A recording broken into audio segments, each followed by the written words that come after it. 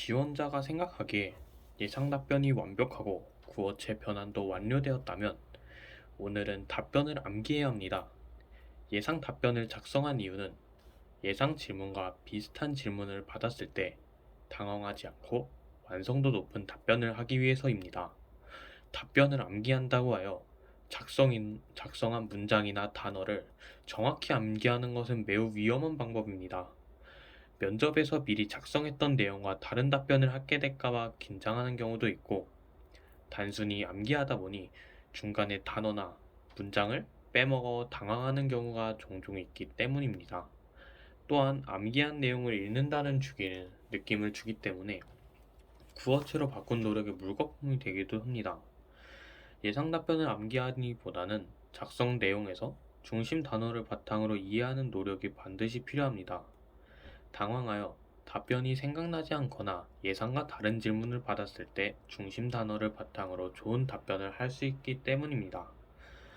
미리 작성한 답변을 살펴보면 지원자가 꼭 전달하고 싶거나 말하려는 내용이 있습니다.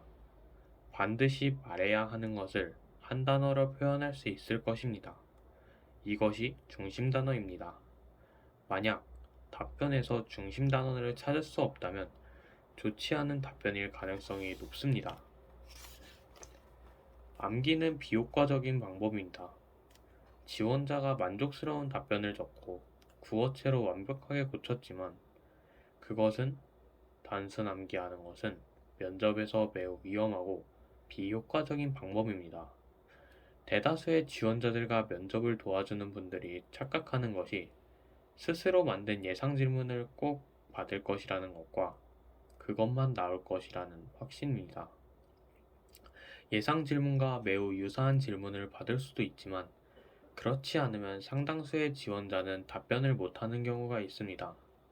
면접이란 서로 마주보고 이야기를 나누는 것입니다.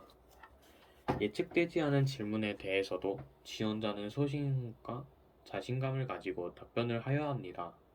무조건 암기를 하며 면접을 준비하는 것은 너무나도 비효과적인 방법입니다.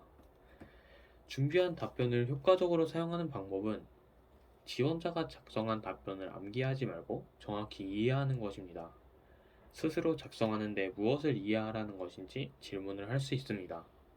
예상 답변을 하면서 여러분이 무엇을 했는지 돌아보면 해답은 간단합니다. 우선 논리적인 답변이 되도록 전체 문장을 구성하였습니다. 단어나 문장에서 비속어나 줄임말을 바꾸었습니다. 마지막으로 말하는 것처럼 구어체로 바꾸었습니다. 지원자가 여러 번 반복하여 수정한 답변이기에 말의 구성이나 단어들을 이해하려는 노력이 필요한 것입니다. 예상 답변들을 완벽하게 이해하면 면접고사에서 변화된 질문들이 있어도 당황하지 않고 좋은 답변을 할 수 있습니다. 면접고사실에 입실할 때와 면접위원 앞에 앉아 면접이 진행될 때 가장 난감한 것은 적절한 답변을 찾는 것보다 시선을 어디에 두어야 하는지입니다. 생각보다 많은 지원자들이 면접 후에 불안한 시선 처리 때문에 좋지 못한 결과가 나올 것을 걱정합니다. 고등학교에서 수행평가로 여러 번 발표했던 경험들이 있을 것입니다. 발표를 할 때 어디를 보며 했었나요? 어디를 바라보고 발표를 했을 때 편했나요? 선생님이나 부모님을 비롯한 어른들과 대화를 할 때 어디를 보고 이야기하나요? 그동안 이런 질문에 고민을 하지 않았을 것입니다. 하지만 면접은 대학 합격을 결정짓는 중요한 자리이므로 이 모든 것에 대해 고민해 보아야 합니다. 대화 상대의 눈 또는 인중을 보라는 조언을 많이 듣습니다. 하지만 입실할 때는 누구의 눈을 보아야 하는지 조언을 해주지 않습니다. 입실할 때는 중앙에 앉아 계신 면접위원을 바라보면 됩니다. 질문을 받을 때는 질문하는 면접위원을, 답변을 할 때는 면접위원을 차례대로 보며 답변을 하면 됩니다. 좋은 시선 처리를 하기 위해서는 바른 자세로 앉는 것이 먼저입니다. 어제 연습한 바른 자세를 유지하여야 면접위원들을 바라보는 시선 처리가 좋기 때문입니다. 면접위원들의 질문을 경청할 때나 답변을 할 때 지원자는 면접위원을 정면으로 바라보아야 합니다. 오른쪽이나 왼쪽에 위치한 면접위원을 바라보는데 얼굴을 돌리지 않고 째려보듯 시선을 처리한다면 잘못된 것입니다. 또는 면접위원을 보기 위해 과도하게 상체를 돌리는 것도 잘못된 방법입니다. 또는 면접위원을 보기 위해 과도하게 상체를 돌리는 것도 좋지 않습니다. 어깨를 비롯한 상체를 고정하고 얼굴을 좌우로 돌려 면접위원을 바라보는 것이 올바른 시선 처리 방법입니다. 얼굴을 돌릴 때는 너무 빨리 돌리지 말아야 하며 그렇다고 보는 사람이 어색하게 천천히 또는 딱딱하게 돌려서는 안 됩니다. 최대한 자연스럽고 부드럽게 돌려야 합니다. 얼굴을 돌릴 때 주의해야 할 것은 수평을 유지하여야 어색하거나 이상하지 않습니다. 얼굴을 돌리며 뒤로 젖히거나 앞으로 숙이는 지원자들이 가끔 있습니다. 스스로 얼굴을 돌릴 때 어색한 부분이 없는지 확인하고 연습을 하는 것이 중요합니다. 시선 처리는 자신감을 보여주는 중요한 요건입니다. 면접에서 절대 하지 말아야 하는 것이 시선 회피입니다. 자신감이 없을 때 시선을 아래나 위로 향하고 과도하게 긴장을 하면 눈동자를 많이 움직이는데 면접위원들은 답변의 신뢰도가 낮다고 생각할 수 있습니다.